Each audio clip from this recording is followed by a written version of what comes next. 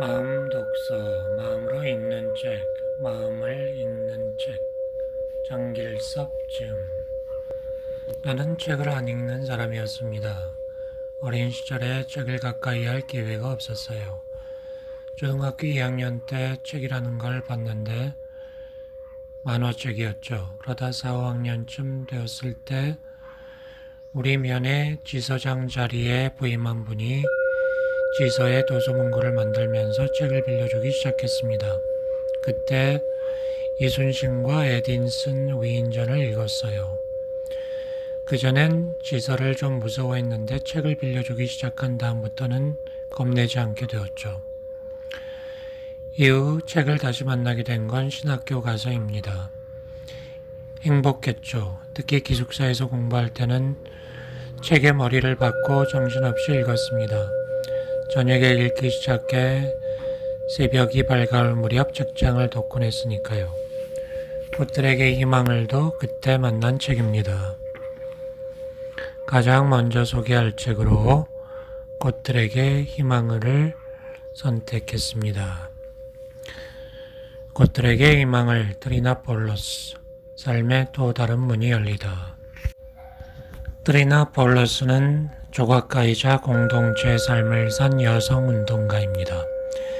이 책을 책상머리에서 쓴 게 아니란 얘기죠.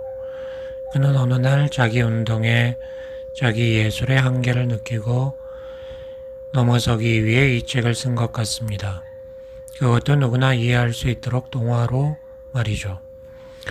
어른을 위한 동화입니다. 그러나 그림을 천천히 들여다보고 내용을 마음에 새기면서 읽으면 빨리 읽을 수 없는 동화입니다. 나중엔 그림만 봐도 내가 살아온 삶이 어떠했고 앞으로 살아야 할 삶이 어떠한지 알 수 있게 됩니다. 이 책은 묻습니다. 세상에 나비가 없다면 어떻게 될까? 꽃들이 피어날 수 있을까? 꽃을 위해, 향기로운 세상을 위해 나비를 만들어야 합니다. 이어진 예수와 부다 소크라테스가 꾼 꿈과 다르지 않습니다. 꽃과 향기가 없다면 이 지구가 얼마나 쓸쓸할까? 최고의 꽃은 사람인데 사람이 자기 안에 꽃을 잃고 향기를 잃어 지구에 썩어 문드러지는 냄새밖에 남지 않으면 어떡하나. 한 송이 꽃이 없는 지구. 거기서 서로 싸우는 소리만 들린다면 얼마나 황량할까. 답은 하나였습니다. 그건 바로 세상의 꽃, 인간 내면의 꽃이 피어나도록 나비를 만드는 것이죠. 책 내용은 다들 아시죠?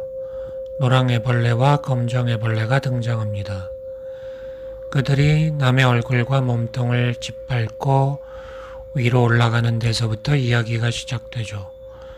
정상에 도달하니 자기가 발 딛고 선 것과 같은 기둥들이 너무 많았습니다.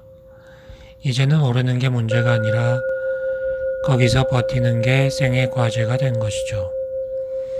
그러던 중 다른 용감한 애벌레를 만나 그들은 기둥 아래를 향해 내려옵니다. 그 길 위에서 나비를 만난 애벌레들은 그가 인도하는 대로 자기 몸에서 실을 뽑아 자신을 안에 가둡니다. 예수가 그렇게 매달려 산 것처럼 말이죠. 성경에 쓰여 있습니다. 아브라함은 이삭을 낳고 이삭은 야곱을 낳고 그렇게 이어진 14대의 삶을 곱해야 예수에 이릅니다. 그러나 예수는 진짜 예수가 아니죠. 자기를 고치에 매달아 산 이후 다시 태어난 예수가 진짜 예수입니다. 그는 자기 자신을 낳은 것입니다. 부다도 다른 성자들도 그 길을 갔습니다. 자기 자궁으로 진짜 자기를 낳았습니다. 이 책은 먹고 마시는 삶이 전부가 아님을 알려줍니다. 내 자궁으로 나를 낳는 법을 일러주죠. 30분이면 읽을 수 있지만 30년을 묵상해도 그 여운은 두고두고 남는 책입니다. 삶의 모든 것, 미셸 쿼스트. 이토록 신비로운 세상, 놀라운 은총. 책 속에서 길을 찾고 행복을 느낄 쯤 그때부터 저의 화두는 바뀌기 시작했습니다. 교리와 신학에서 삶으로 말이죠. 그때 만난 책이 삶의 모든 것입니다. 그동안 참 많은 책들을 처분해 왔는데 이 책이 남아 있었습니다. 어찌나 반갑던지. 책의 저자인 신부님 얘기를 해볼까요? 이분도 책상에서 글을 쓴 사람은 아닙니다.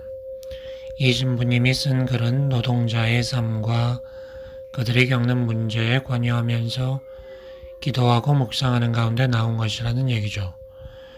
그처럼 삶과 진하게 만난 글이어서 더 감동적입니다. 내가 워낙 강팍한 사람이라 글쟁이들 글에는 감동을 안 하거든요. 책을 한 장 펼치면 이런 구절이 나옵니다. 하느님께 귀 기울일 줄 안다면. 귀 기울인다는 말 어떻습니까? 살면서 잘 듣기가 얼마나 힘든지 아시죠? 저자는 말합니다. 천국은 어린이들만 갈 수 있다 했으니 거기에 어른은 없다. 이빨 빠진 어린이, 등 굽은 어린이, 머리가 휘어진 어린이만 있을 것이라고요. 또 이런 대목도 나오죠. 하나님은 이 세상을 초록색으로 만들었다고. 왜? 우리들 눈 피곤하지 말라고요. 그렇다고 초록색만 주었느냐? 그건 아니죠. 지구에 수없이 많은 색깔을 주었다는 거예요. 책을 펼치는 순간부터 덮을 때까지 이런 아름다운 이야기들이 가득합니다. 책을 멀리하면 지식이 습득되지 않고 지식이 없으면 알 수 없어요. 모르는 사람에겐 팔만대장경이 빨래판이고 고려자기도 개밥 그릇이 되죠. 그런 사람은 아무렇지도 않게 다이아몬드를 껌과 바꾸죠. 영혼을 분노에 가두고 수치심에 팔아넘깁니다. 그게 다 몰라서 그런 거예요. 나를 알고 하나님을 알면 그럴 수가 없죠. 그래서 아는 게 영생이라는 말이 나오는 겁니다. 앞으로 우리는 영생의 길, 멋진 삶을 열어주는 지식을 습득해 나갈 것입니다. 그런 지식이 쓰여 있는 책을 읽을 것입니다.